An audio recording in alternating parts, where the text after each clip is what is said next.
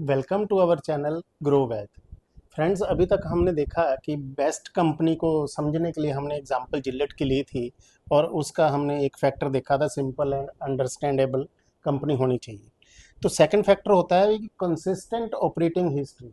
Company ने regularly out perform किया है। हमने भी अपने थ्रू आउट लाइफ में जब से हमने होश संभाला है, हमने देखा है कि जिलेट के blades, grooming, shaving creams, grooming का और बाकी सामान जितना भी आता है, रेगुलरली आउट परफॉर्म किया है।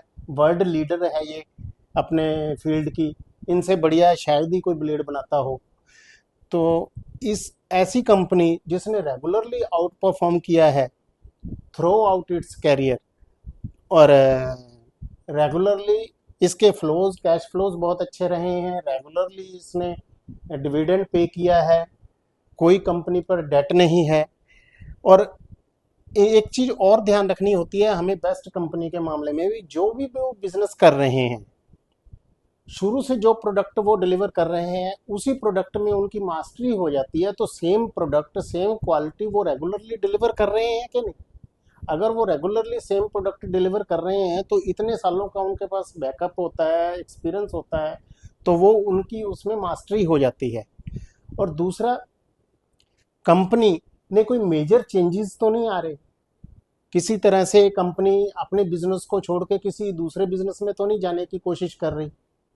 अब जिलेट फॉर एग्जांपल ब्लेड्स वगैरह बनाती है, ग्रूमिंग किट बनाती है। कल को ये कहें कि हम तो दूध और पनीर भी बनाएंगे, तो बिल्कुल अलग बिजनेस में चले जाएंगे, तो उसमें नई नई प्रॉब्लम्स भी आने लगेंगी दूसरे सेक्टर से रिलेटेड।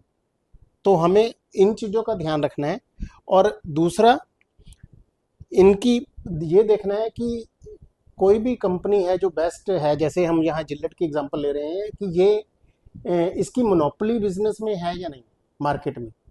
अगर अपने बिजनेस में मार्केट में मोनोपोली है तो इसके लिए कल को किसी चीज़ का रेट भी बढ़ाना भी हो तो वो बढ़ा सकते हैं। इनको किसी से पूछने की या किसी की परमिशन लेने की जरूरत नहीं है। इनको ये डर नहीं रहेगा कि मेरा मार्केट शेयर रेट बढ़ाएंगे तो कम हो जाएगा। तो इन चीज़ों का ध्यान रखें अगर हम क्वालिटेटिव फैक्टर्स का, तो हमें बिजनेस को काफ़ी हद तक समझ सकते हैं।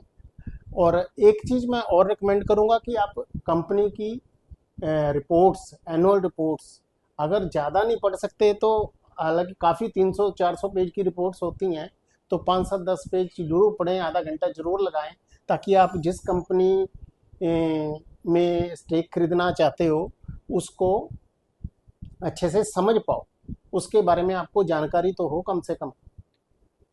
और इन चीज़ों का ध्यान जरूर रखना है, तभी हमें उसमें इन्वेस्टमेंट करनी है। Thank you very much.